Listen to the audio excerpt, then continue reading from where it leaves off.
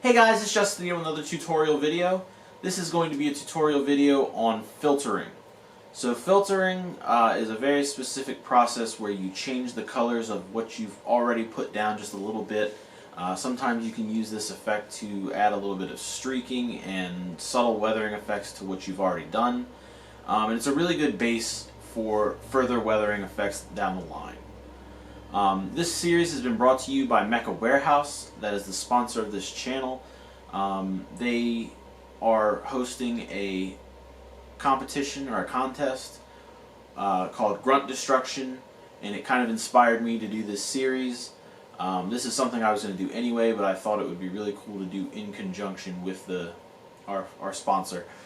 So if you want to participate in that, I will put information and links down below where you can find the information for this contest, as well as our coupon code Justinius10. So if you order any models from them, you will save 10% off your entire order by using that code. So let's go ahead and get into it. Alright guys, so let's have a look at the kit. Here it is, and it's kind of full glory, I guess. So I'm going to say, before we jump into any of this, some of these colors did not quite come out the way I expected them to. This blue, for example, in the bottle looked way more gray. So I was going for more of a gray than a blue. So we're going to try and tone that down later. Also, this tan color was not as bright as I was hoping it would be. But, again, hopefully we can fix and make some corrections using the effects we're going to talk about in this video. So once you've built your model, you've weathered your model, or damaged your model, you've textured, you've painted, you've done all your decals, you should have a relatively clean, unless you did physical damage, you should have a clean looking model. And once you've hit this point, this is normally where you would say, hey, I'm done. But we're not done. We've got a pretty good ways to go. So this is kind of only the beginning. So the color scheme I was going for here, I wanted something that was kind of desert themed, but I also wanted to kind of put my own spin on it a little bit. So gold arm. Again, this blue is not what I was looking for, but we'll make it work. And you know, I didn't go super heavy on the decals. I wanted something that would look good, something that kind of translated well for what I was looking for. So all this needs is a top coat. Now normally if I hadn't put decals on this, I would probably just skip the top coat and go straight into weathering effects. But because I put decals on here, I don't want to put a lot of pressure on those decals in between each coat of paint. So there's the model. I don't know if I'm going to use this weapon yet or not. I might. This is the shotgun from the Full Metal Panic, I think, kit. The back piece fell off. I gotta find that. If not, I'm going to use a machine gun. And then here is the shield. The shield is probably my biggest concern. I like it, but I don't know. I think once I put some weathering on it, I'll like it a little bit more. But so I kind of stepped out of the norm for my colors. I wanted, again, to make this look really interesting and really unique. So another thing I'm going to say is you're probably going to ask why I haven't painted some of this damage. First, we'll get into painting the damage later, but like these bullet shell areas and some of the other spots around here I'm going to do last, because I want them to look fresh, where other parts of this it's going to look a little older. Now obviously I'm not trying to make it look like they just pulled this ancient shield out and handed it to this GM and you know, it's been sitting in a warehouse for forever, but I want it to look like it's been used a little bit and you're seeing what it looks like mid-battle. So keep that in mind. So let's go ahead. I'm going to put a flat coat on this. We're going to come back and then we'll start talking about what kind of effects we're going to be putting on top of this. Alright guys, so the model's been painted. We've flat coated everything. Here's what our pieces are looking like. Everything looks nice. So now what I'm going to do is I'm going to take everything down into sub-assemblies, and just kind of one sub-assembly at a time I'm going to start filtering out these colors. So a filter can be applied a lot of different ways. The way that I'm going to show you in this video is an oil dot filter. So I'm not 100% on the way this works, the method for choosing colors and things like that. But the way that I choose my colors it's pretty straightforward to me. So you take each piece, this is the lower forearm, and I'm basically going to be color correcting this a little bit. So this is not quite the color I want. It's a little bit more of a tan, and I want kind of a bone color. So the first thing we're going to do is we're going to take our basic colors. We're going to use a little bit of black. And, that's not what I wanted. Where'd it go? I think I grabbed it and stuck it over here. Yep, there it is. And a little bit of white. And these are going to be used very, very sparingly. So shake these up a little bit. The oil brushes are pre-thinned oil paints. They come in these little bottles. They have applicators built into them. And there's a lot of ways you can use these. The way I'm going to use this particular one is I'm going to start by just putting some dots near the tops of my part. So right here on the very corner pieces here, and then I'm going to kind of flip my operation on this side. There we go. And you don't have to be there's not really a science to any of this. It's just the way I'm doing it so that I can maintain some level of, trying to keep my values and stuff in the same spot. I could just use this. I'm so dumb sometimes. Alright. So, the reason I chose white is because white and black paints, rather than adding any kind of value to your paint, are going to kind of mess with the saturation. So the first thing I want to do is kind of work with the saturation of these parts. So I want my highlights to be towards the top, and I'm just going to put a couple dots of shadow across the bottom. I'm literally just going to put like one dot on each face. I really don't want a lot of this. That's it. That's all you need. Just a couple dots. Alright, so once we've got our saturation stuff down, now I'm going to start thinking about the actual colors that I want. So the first thing I said was that I wanted like a bone color. So I went through, and if you look here at this, it's a very, very pale color. This is light flesh. This would normally be something you would use to highlight, if you were painting like a character figure, you would highlight, you'd place your extreme highlights with this color. So I'm going to put this kind of towards the top, in between where I put my white paint. Again, there's not really a reason or a science behind why I'm doing this. This is just the way that's worked for me in the past.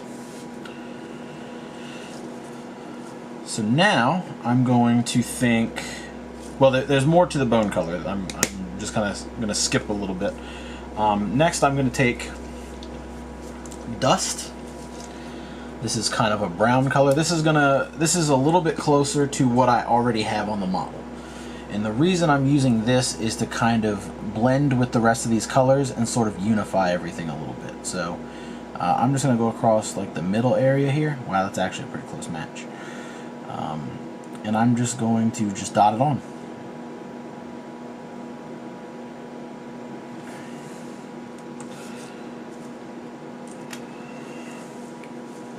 Alright, next I'm going to hit with a little bit of buff. Again, it's a similar color, and we're going to use it in a very similar manner. This is a little bit lighter, so hopefully it shows as such. I'm just going to put this again towards the top. I'm just going to put a couple dots here and there. I'm not going to go crazy with this. That should be more than enough. And then the last color I'm going to use is yellow bone. So this is going to be like kind of like a sun bleached bone color. It's going to be really light with a tinge of yellow to it. And this is kind of the ultimate color I was going for here. So I'm going to just kind of dot this throughout the panels on the piece. Just putting it where I can put it.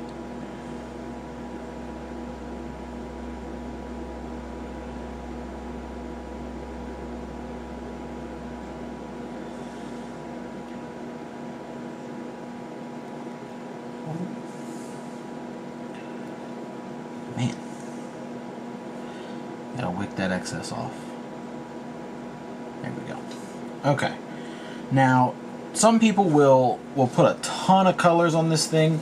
I wanted to stay in that kind of yellow, kind of white zone.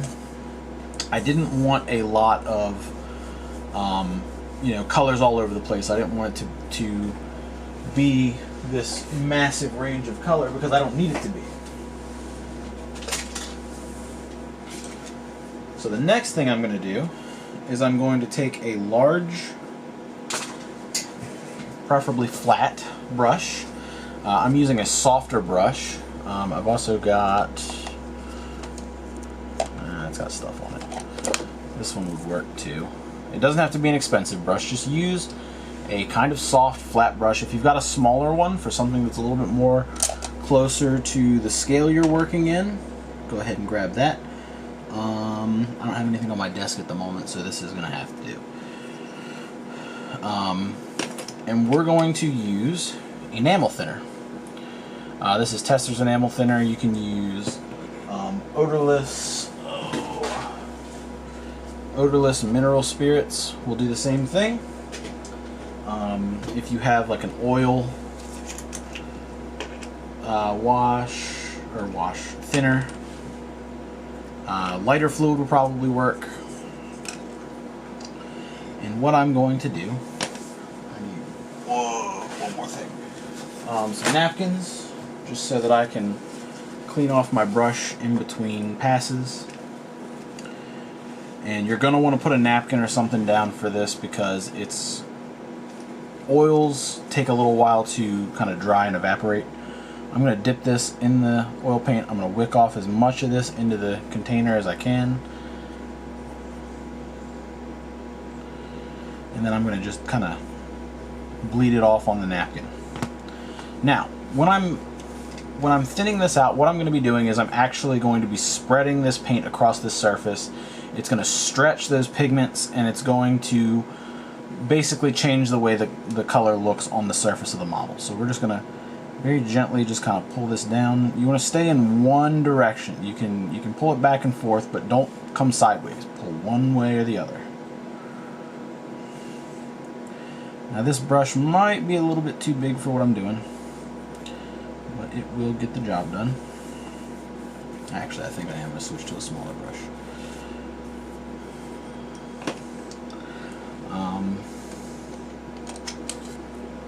There we go. I do have a flat brush here. There we go. That'll work.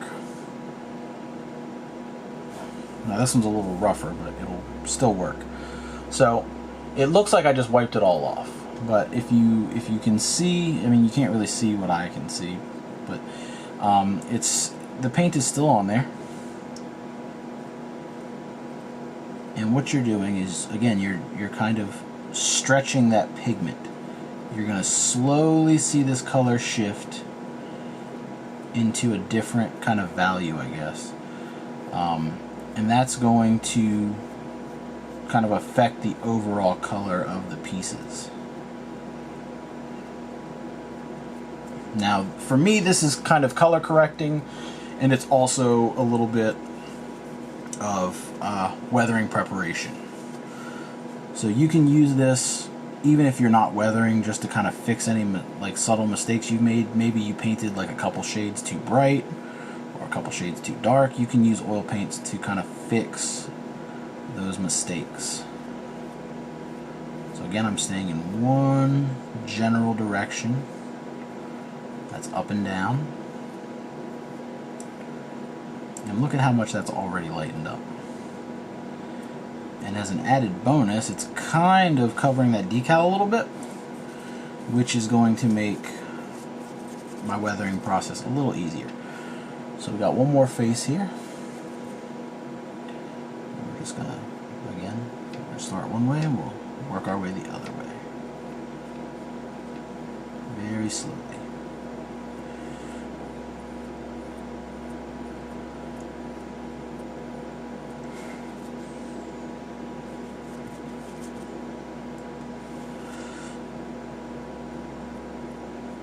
Now if I wanted to, I could put some more browns into this. I could add rust tones, other things like that. But this is just the first layer. So before I jump into the next color, I want to show you a comparison between the way this was painted and the way it looks now. Now it's not a huge difference, but it's a lot closer to what I was looking for. So this is what filtering can do. Now another thing with filtering is you don't have to totally cover and filter the entire piece. You don't have to blend it as much as I did. You can leave the streaks, and that will kind of help you with your weathering.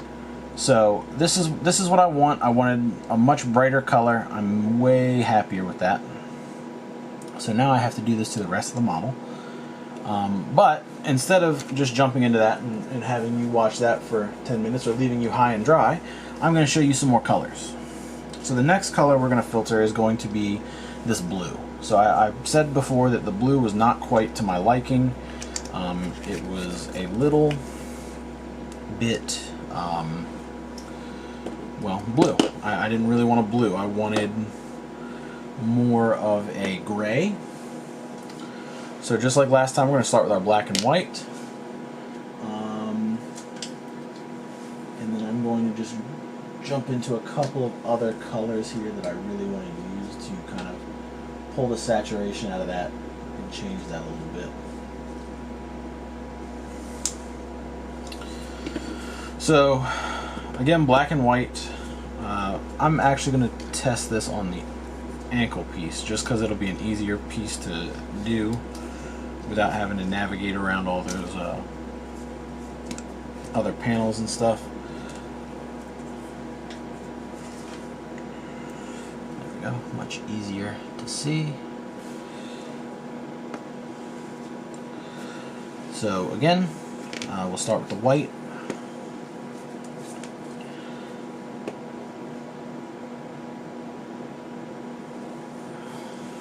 I'm just going to dot this along the top. So here on the highest point, I'm just going to kind of hit the corners, the middle of these faces.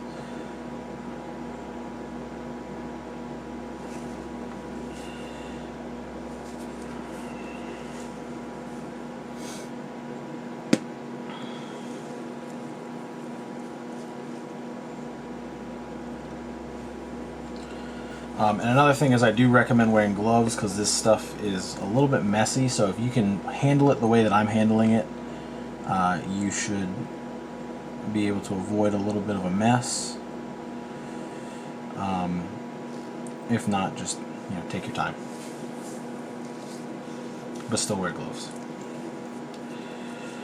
Alright, so once we got black and white down, we're going to start with medium gray. I'm probably going to use more of this than anything else, just because, again, this is kind of the color I was going for. I wanted that gray to come through. I'm pretty sure the blue is going to influence this a little bit, which is fine. I don't mind having the blue show through. I just don't want it to look like it's a blue piece, if that makes any sense.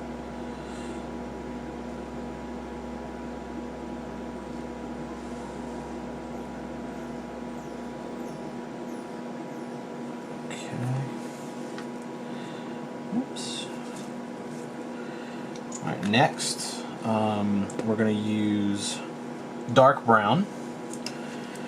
And this is just kind of one of those, it's going to tie it into the rest of the color scheme kind of colors. The bone color is kind of a brown, kind of a yellow. I'm not going to use a lot of this. I'm going to put like one little drop here on the wings, and then like a drop in the middle here. That'll be it. And then the last color we're going to use is Starship Filth. Again, this is a dark color. This is more for actual dirt than for its color. So I'm just going to kind of dot this down around the bottom and in open spots where I can stick it. And that's really all I need. Alrighty. And then just like last time, we're going to use this brush and this enamel thinner.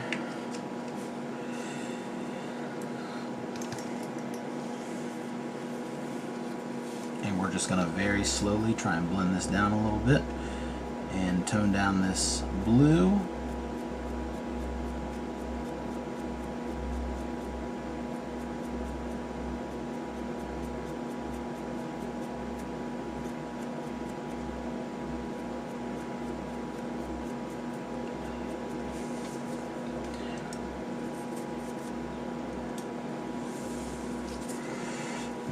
Flip this over and just pull it from the other side,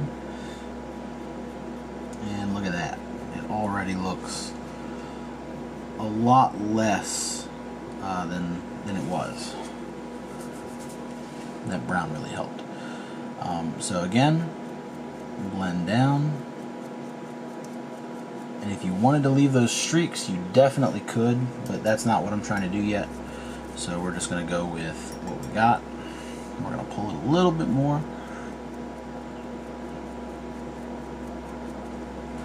And then we're going to pull it the other way. Try and cut through it a little bit.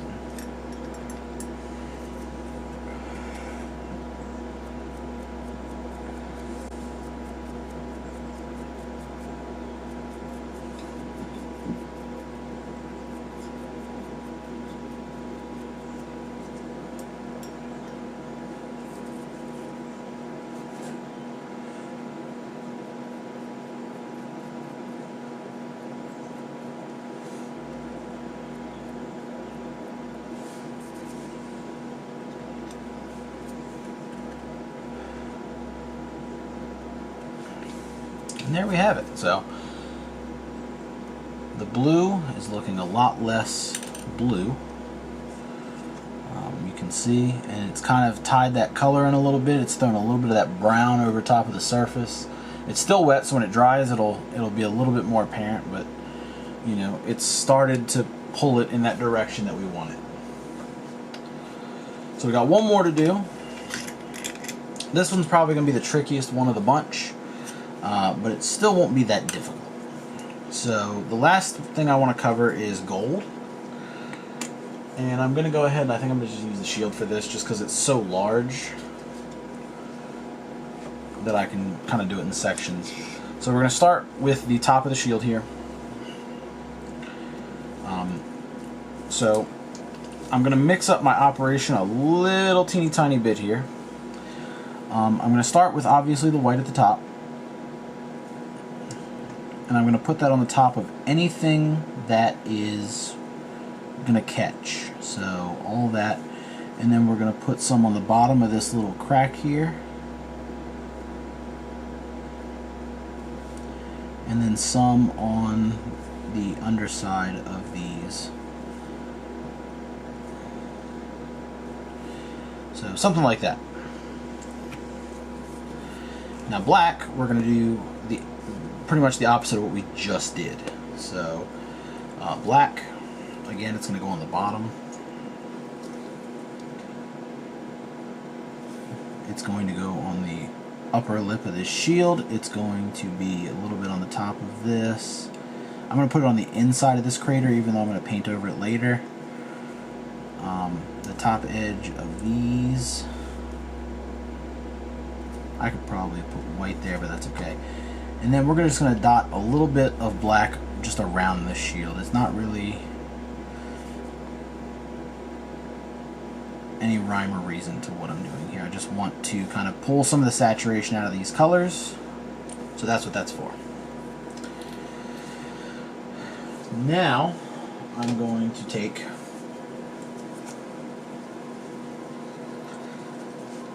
my gold and I'm just going to dot this randomly across the surface. And this is just going to kind of make little patches of gold that's a little bit brighter. It's going to make the surface a little bit more uneven, hopefully. And it will create that kind of effect that the base gold that I put down is actually dirty. And this gold is, you know, the true color.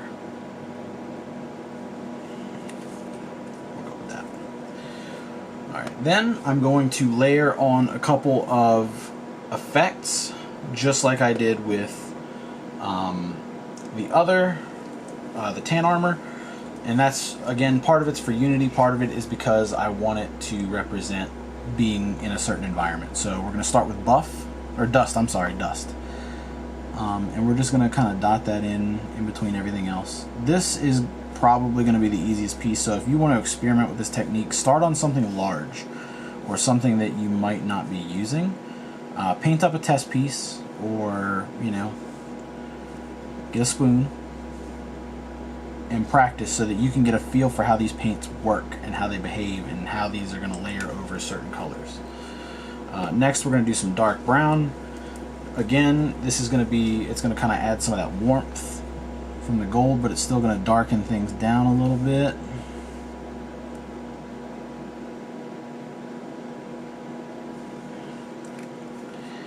And then let's get one more color. Let's throw that bone yellow in there, just to kind of mix things up a little bit.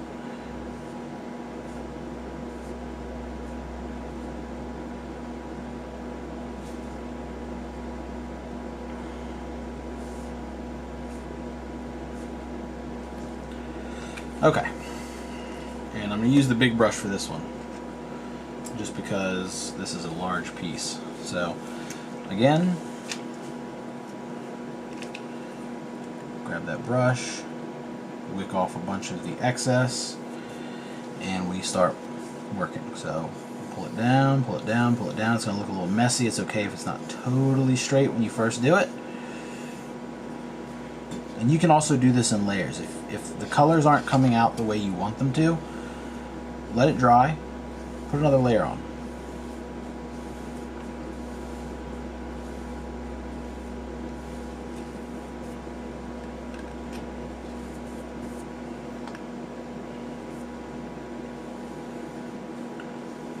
Push and pull, you know, pull more off.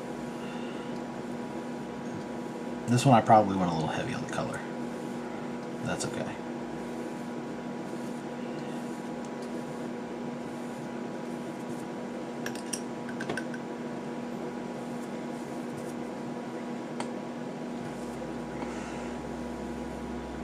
There we go.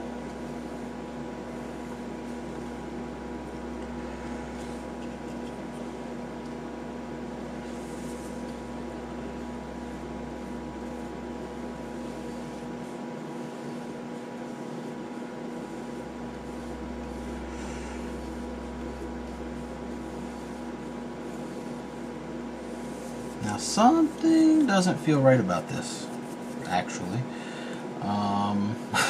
because I'm getting a lot of gold on my brush, so I'm beginning to wonder if I'm pulling up paint on the actual surface.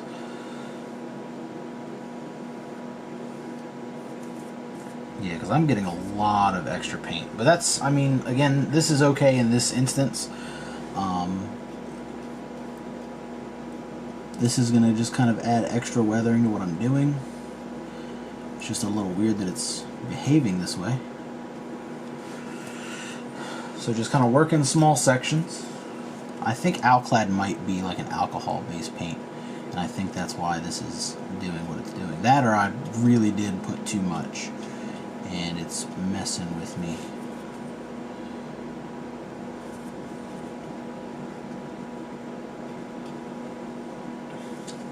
but we're gonna make it work. So there we go. I can still see my...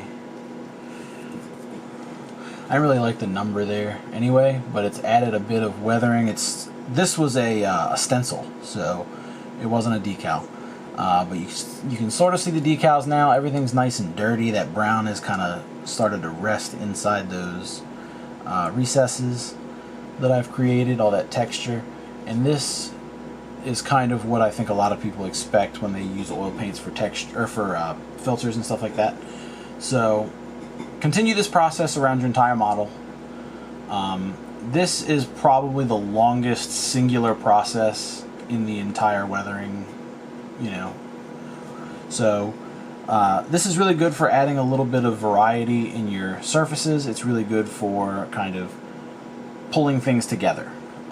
So once this is done, the next step is going to be adding lining, our panel lines, adding shadows, forcing a little bit of contrast. I'll show you how to do that.